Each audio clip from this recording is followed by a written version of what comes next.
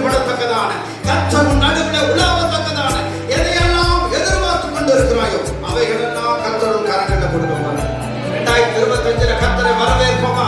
2வது மாதத்தில் கரங்கள் அடித்து என் இயேசுவுக்காய் சொந்தமானதை கர்த்தர் என்னிடத்தில் வரவேற்பதற்கு கர்த்தாவே எனக்கு நிரப்புங்க, எனக்கு செய்கிற காரியம் பயங்கரமா இருக்கணும்ப்பா.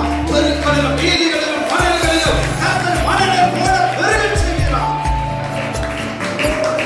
பயங்கரமா இருக்குன்னு சொல்லிட்டார். நான் உன்னோடு கூட இருந்து நான் செய்கிற காரியம் பயங்கரமா இருக்குமா? அப்படின்னா ஆச்சரியமா இருக்க போகுது. நான் நினைக்காதது தேவன் செய்ய போறாரு.